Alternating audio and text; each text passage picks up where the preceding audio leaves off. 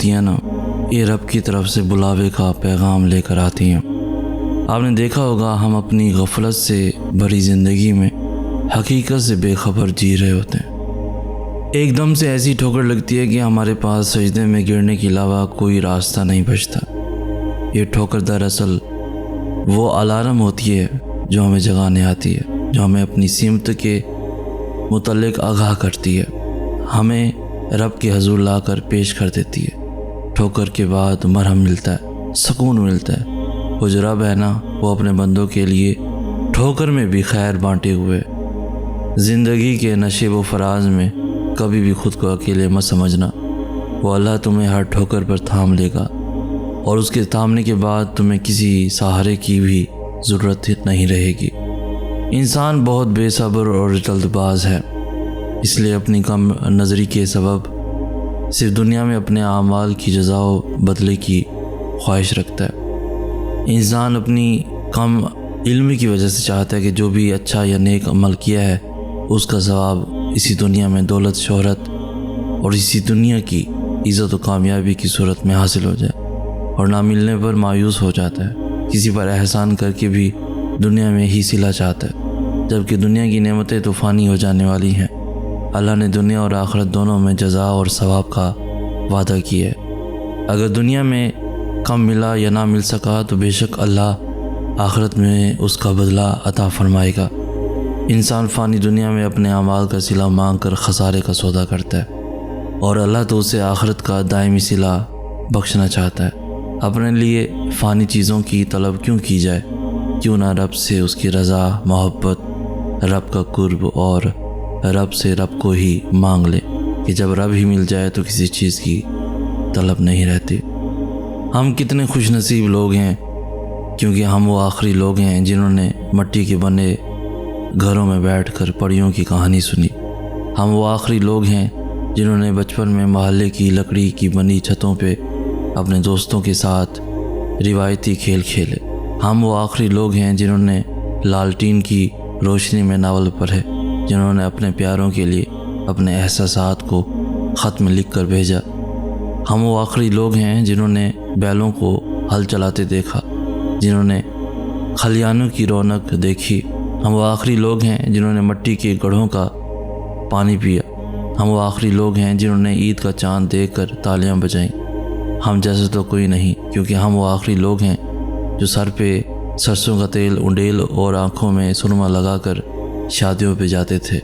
ہم وہ آخری لوگ ہیں جو پلاسٹک کے جوتے پہن کے مفلر لٹکا کے خود کو بابو سمجھتے تھے۔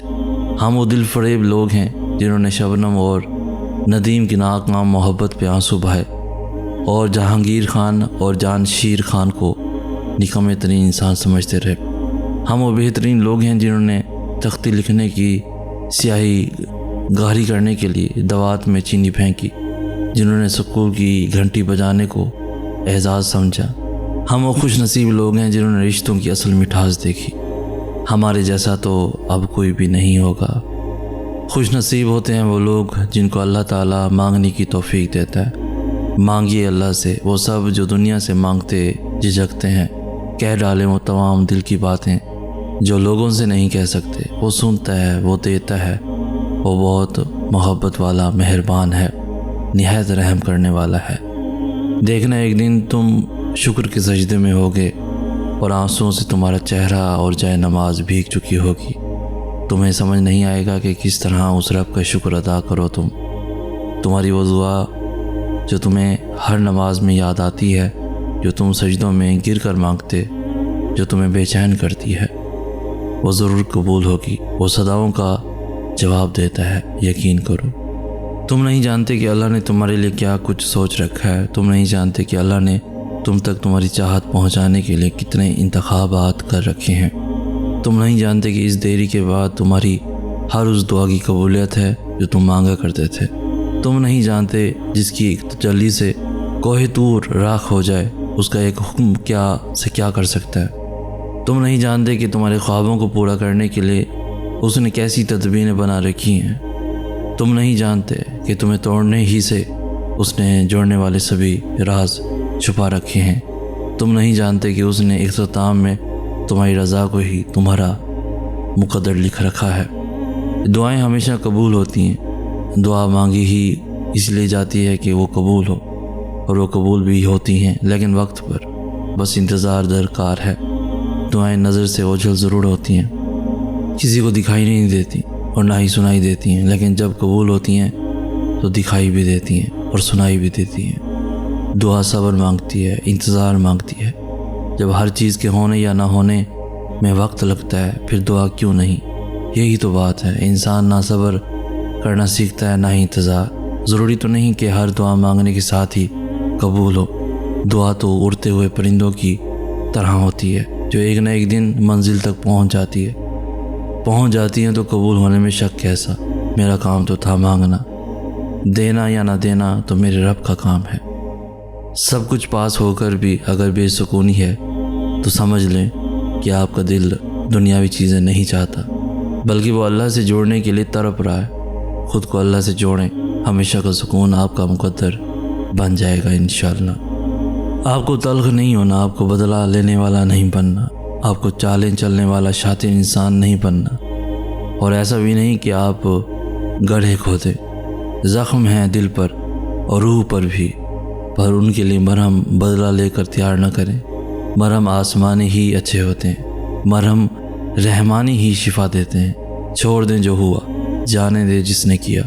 زخم دینے والوں کو، تکلیف پہنچانے والوں کو، روح کو رون دینے والوں کو ان کے حال پر چھوڑ کر اپنا حال ٹھیک کریں، کیونکہ آپ کو وہ نہیں بننا جو حالات بنا رہے ہیں، بلکہ آپ کو وہ بننا ہے جو اعمال بناتے ہیں۔ رب کا بندہ مومن انسان۔ جب تم اللہ کو جاننے کی، اسے ڈھونڈنے کی تمنا کرتے ہو نا، تو اللہ تمہارا دل سکون ڈھونڈنے میں لگا دیتا ہے۔ ماتھا جب سجدے میں جائے نماز پر ٹکتا ہے تو آنکھیں بند کیے دل سے آواز آتی ہے، سبحان ربی العالی۔ جب تمہیں اللہ کو کھوجنے کا راستہ نہیں ملتا تب اللہ خود تمہارے سامنے آتا ہے، یقین بن کے، دل کا سکون بن کے، تاریکی میں معجزہ بن کے، اور زندگی میں کوسے خزاں بن کے۔ تمہارے نصیب میں لکھا وہ سب ہر حال میں تمہیں مل کر ہی رہے گا۔ بس یہ کچھ آزمائشیں، ان آزمائشوں سے منسلک وقتی تکالیفیں، ان تکالیفوں سے بہتے اشک، ان اشکوں سے بڑے ہاتھوں کا رب کریم کے حضور دعا گو ہو جانا تم محض ایک بہانہ ہے، اصل تو اس کا تمہیں اپنے قرب الفت کا مزہ چکھانا ہے۔